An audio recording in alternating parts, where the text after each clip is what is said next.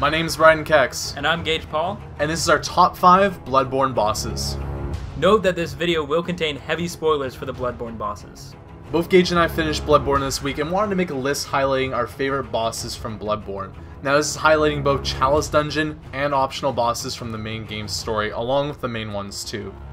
This list is a culmination of our thoughts, our friends' thoughts, and some thoughts from the community.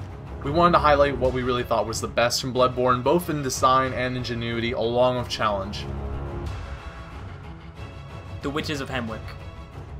Although the Witches of Hamrlik aren't a challenging boss to face, the way that they're designed and the way that they play out on their first try and subsequent ones make it such an interesting boss that we wanted to highlight it on this list. What I really like about this boss fight is the way it subverts your expectations. As you first enter the boss fight, you start attacking this enemy who you think is the boss. After a few initial tries, you realize these enemies aren't actually the witches, and you start to go around the map trying to figure out where the enemy is.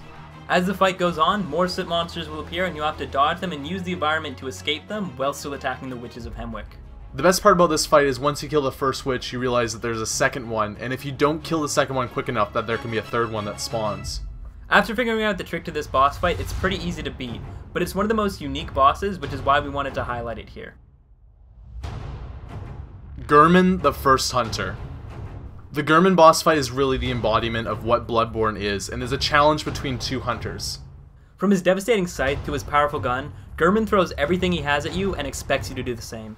The boss battle constantly evolves, getting more challenging as you continue the fight. Taking place on the fantastic backdrop of the Hunter's Dream, this one left us both sweaty-palmed and nerve-wrecked to the final blow. Rom the Vacuous Spider. Rom initially looks harmless, but offers one of the most challenging boss fights you'll face in Bloodborne. Upon entering the battle, Rom surrounds itself with a circle of spiders. These spiders don't pose much of a threat fighting them one-on-one, but if you're not careful, they'll quickly surround you and kill you.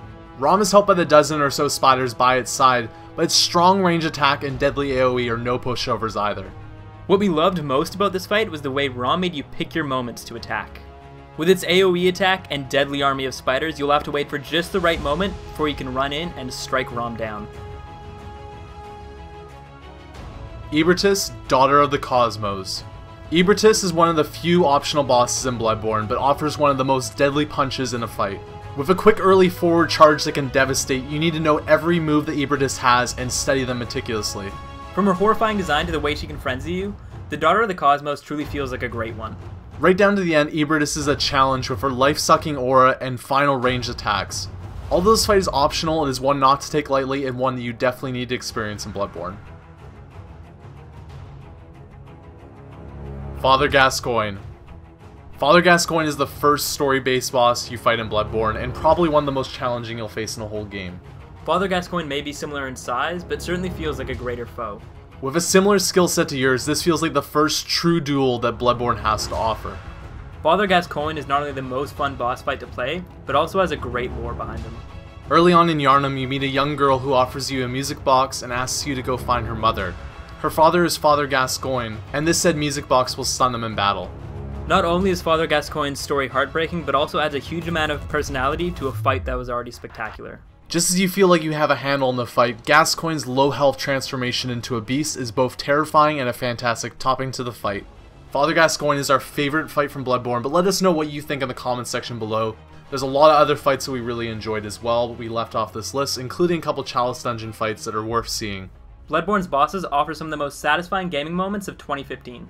And if you're up to the challenge, they're definitely something worth experiencing.